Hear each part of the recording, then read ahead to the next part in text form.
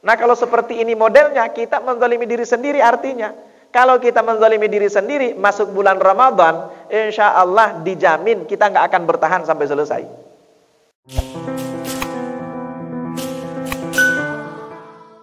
Assalamualaikum warahmatullahi wabarakatuh.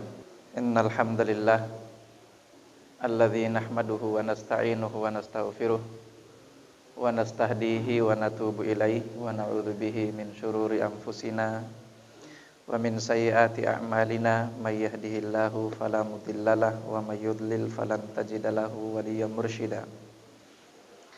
Asyhadu an la ilaha illallah wahdahu la syarikalah wa asyhadu anna nabiyyana Muhammadan abduhu wa rasuluhu alladzi la nabiyya ba'dah.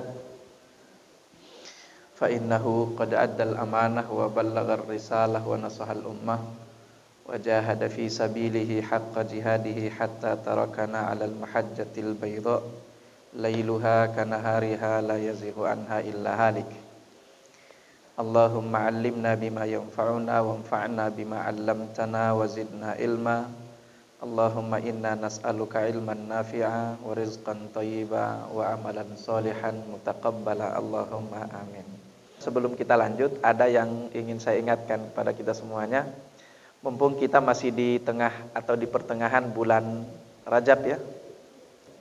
Ya, tanggal 16 Rajab. Pertengahan benar, berarti Ramadan kurang lebih 1,5 bulan lagi ya. Nah, ada satu penyakit yang mana penyakit ini berulang-ulang, enggak sembuh-sembuh sampai sekarang. Penyakit ini dialami oleh rata-rata umat muslim setiap kali masuk Ramadan. Rata-rata. Bahkan ahlul masajid sekalipun, orang-orang yang rajin ke masjid, banyak juga di antara mereka yang kemudian kena penyakit ini. Penyakit apa yang kami maksud? Yaitu rata-rata enggak sukses sampai selesai Ramadan, istiqomah, enggak istiqomah ibadahnya sampai selesai Ramadan. Rata-rata begitu. Kalau kita menghitung sekedar sholat taraweh, wah itu paling banyak itu. Mereka paling bertahan cuma 10 malam kan. Kalau enggak separuh Ramadan misalnya. Habis itu kan pada bubar. Ini penyakit yang saya maksud. Jadi jarang sekali yang bisa bertahan sampai selesai Ramadan. Penyakit itu. Nah pertanyaannya bagaimana dengan kita sebagai ahlul masjid? Orang-orang yang rajin ke masjid. Kira-kira istiqomah apa enggak? Kalau ngomong puasa sama tarawih sih istiqomah sampai selesai insyaallah. Biasanya gitu ya. Tapi kalau ngomongin tilawatul Quran, ngomongin sedekah dan lain-lain sebagainya, biasanya kita ahlul masjid sekalipun itu juga gagal. Gagal untuk istiqomah bertahan sampai 1 bulan penuh. Ini jujur-jujur aja ya. Di awal-awal ngajinya rajin. Sampai boleh jadi hari pertama dapat 3 juz, kalau enggak 5 juz misalnya. Kalau 5 juz kan harusnya satu bulan penuh kan harusnya berapa kali khotam itu? Atau misalnya 5 juz 1 hari misalnya ya. Berarti kan khatamnya hanya butuh 6 hari kan? 6 hari harusnya khatam itu. Tapi karena di awal sudah digenjot sedemikian rupa 5 juz 1 hari, yang terjadi bahkan sampai 1 bulan penuh enggak khatam-khatam. Ada yang 3 juz 1 hari, harusnya kan 10 hari tamat tuh, khatam. Kalau 3 juz 1 hari ya, khatam itu 30 juz harusnya. Tapi kemudian baru juga hari berapa misalnya udah mulai kendor, enggak khatam-khatam akhirnya. Ini yang saya katakan bahwa penyakit ini banyak menimpa kita umat muslim dan itu yang terjadi dari tahun ke tahun. Tahun kemarin sama kayak tahun ini, tahun depan sama kayak tahun ini. Nah tentu ini sekali lagi pasti ada penyebabnya. Apa yang menjadi penyebabnya sebetulnya? Ini yang saya katakan tadi bahwa saya ingin ingatkan kepada kita semuanya sebelum memasuki bulan Ramadan, terutama kami sendiri, pribadi kami sendiri. Jadi harus kita tahu penyakitnya sebetulnya apa, penyebabnya sebetulnya apa, dan bagaimana cara menyembuhkannya. Jadi kalau kita baca surah At-Taubah ayat 36, ini ayat memang paling banyak dibaca oleh para ulama, para muballighin, para asatidzah, itu paling banyak dibaca ayat ini, terutama kalau sudah masuk bulan-bulan haram ya. Wabil khusus lagi bulan Rajab. Itu kan dikatakan oleh Allah di sana, inna iddatasy syuhuri 'indallahi 12 syahran fi kitabillahi yauma khalaqas samawati wal arda minha arba'atun hurum. Jadi sesungguhnya jumlah bulan di sisi Allah itu ada 12. Fi kitabillah, dan itu adalah ketetapan yang sudah ada di dalam kitab Allah, yauma khalaqas samawati wal ard, sejak Allah Subhanahu wa taala menciptakan langit dan bumi ini. Nah, tapi bukan itu yang akan jadi fokus pembahasan saya. Ada satu kalimat di dalam ayat ini yang sangat jarang dibahas oleh para ustaz, para asatidzah. Dan inilah yang saya katakan tadi terkait dengan penyakit tadi. Kalimat apa yang saya maksud? Kalimat yang mengatakan fala tadlimu fihinna anfusakum. Fala tadlimu fihinna anfusakum. Maka jangan kalian menzalimi diri kalian sendiri pada bulan-bulan haram itu. Perlu kita ketahui bahwa bulan haram itu memang ada 4, seperti dikatakan oleh Rasulullah, salasun mutawaliyat, 3 itu berturut-turut, yaitu Dzulqa'dah, kemudian Dzulhijjah, dan satu lagi Muharram. Lalu kata Rasulullah, wa wahidun mudhar. 1 di antara 4 itu dia terpisah. 1 di antara 4 itu terpisah, tapi ketika Rasulullah mengucapkan kata terpisah itu, Rasulullah tidak menggunakan kata terpisah itu sendiri, melainkan Rasulullah menggunakan kata wa wahidun mudhar. Mudhar itu secara bahasa bukan terpisah artinya. Mudhar itu nama suku di tengah bangsa Quraisy pada saat itu. Nah, sehingga kemudian para ulama mengatakan bahwa kenapa Rasulullah menggunakan kata mudhar untuk menyebut atau menggambarkan bulan Rajab itu karena bulan ini dimuliakan khusus oleh orang-orang atau suku Mudhar pada saat itu. Jadi kalau mereka secara keseluruhan orang-orang Quraisy itu memuliakan semua bulan-bulan haram, tapi khusus untuk bulan Rajab itu ada kemuliaan tersendiri dibandingkan 3 bulan yang lainnya tadi yang disebut oleh Rasulullah mutawaliyat itu, berturut-turut itu. Itu ada satu keistimewaan tersendiri. Dan kalau memang kita lihat kenapa dikatakan bahwa Rajab itu ada satu keistimewaan tersendiri, karena ternyata dia adalah muqaddimah dari bulan Ramadan. Ini yang menjadi sebab atau alasan kenapa sehingga Rajab ini memiliki keistimewaan tersendiri. Sekali lagi karena dia muqaddimah dari bulan suci Ramadan. Maka kalau kita lihat apa yang saya maksud dengan penyakit tadi adalah karena ternyata kita ini memulai ibadah kita pada saat seharusnya di situ sudah puncak dari ibadah, yaitu di bulan Ramadan. Karena kita juga harus tahu bahwa amal soleh di dalam Islam itu juga harus berproses. Itu harus berproses amal soleh dalam Islam itu. Makanya Rasulullah SAW mengatakan dalam salah satu sabdanya, "Man kana yaumuhu khairan min amsihi fahuwa rabihun." Orang yang hari ini lebih baik ibadahnya, lebih baik imannya, lebih banyak amal solehnya dibandingkan kemarin, maka dia adalah orang yang rabih, beruntung. Artinya proses itu harus ada.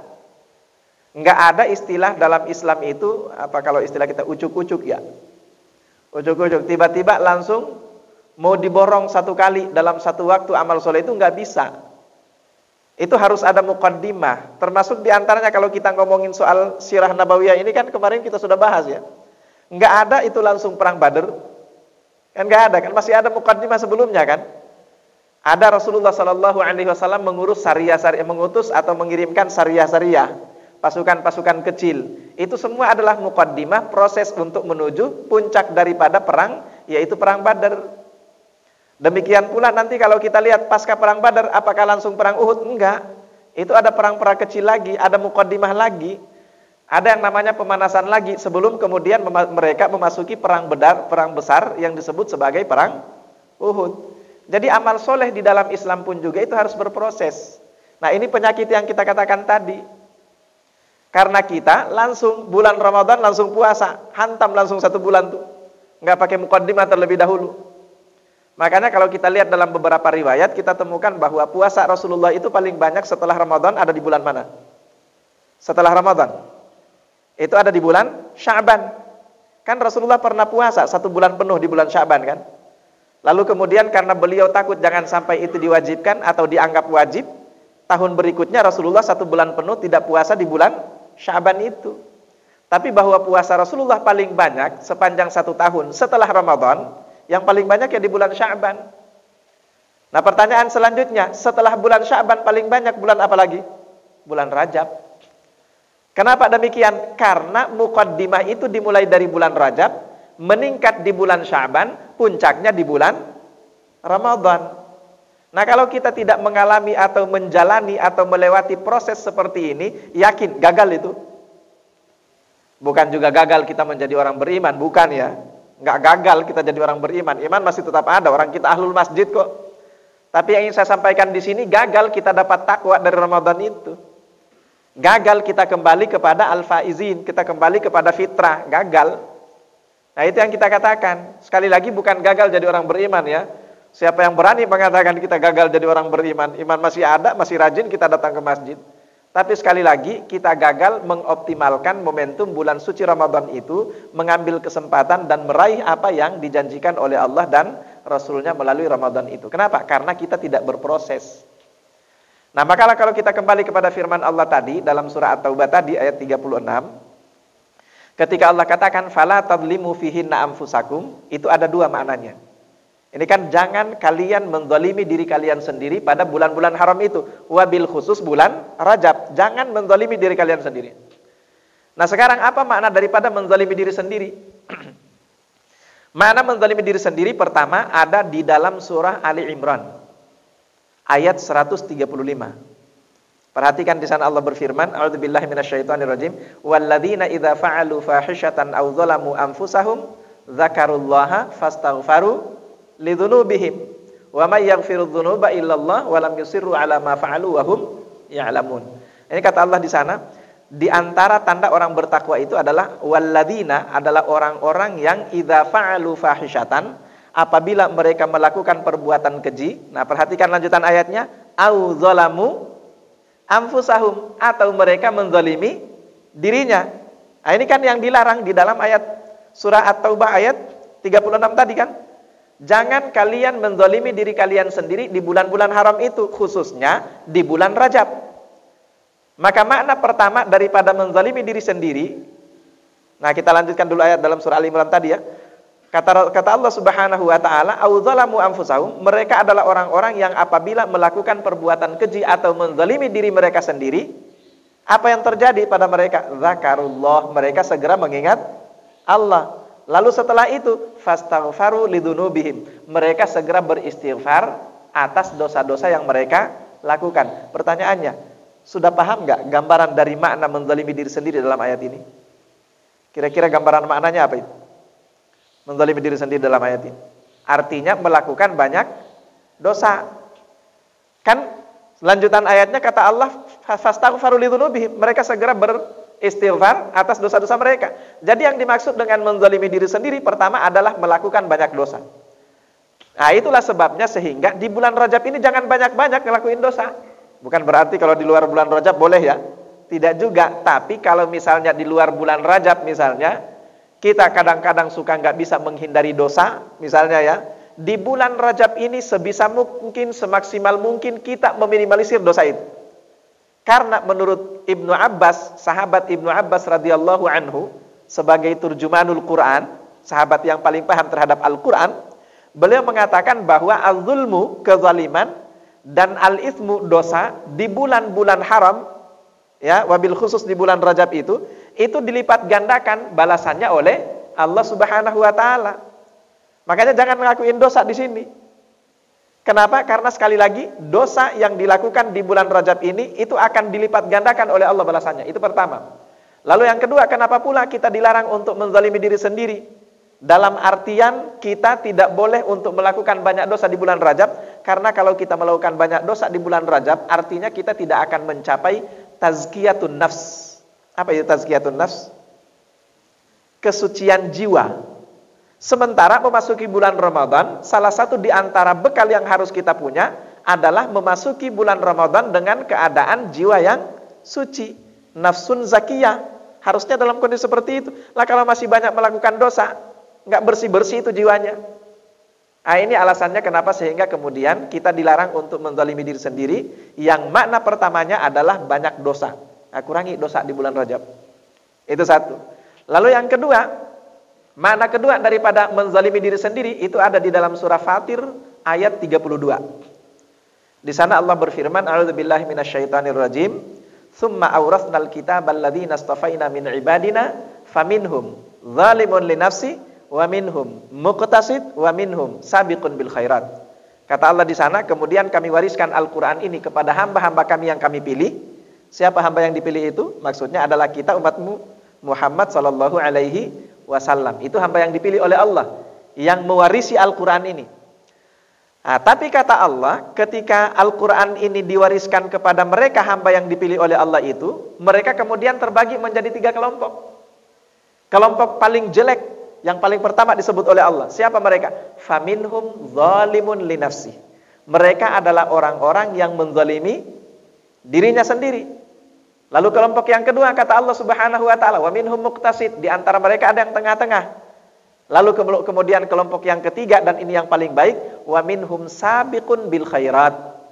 Dan di antara mereka ada yang berlomba-lomba untuk melakukan al khairat, yaitu kebaikan demi kebaikan. Nah, kalau kelompok yang paling bagus adalah banyak melakukan kebaikan atau berlomba-lomba melakukan kebaikan, berarti kelompok paling jelek, kelompok apa itu? Yang tidak punya kebaikan sama sekali, yang minim kebaikannya, itu yang paling jelek. Maka makna kedua daripada zalimun linafsi itu, menzalimi diri sendiri, adalah minim amal solehnya. Nah, banyak di antara kita masuk bulan Rajab masih minim puasanya. Masuk bulan Rajab masih minim sedekahnya. Masuk bulan Rajab masih minim tilawatul Qur'annya.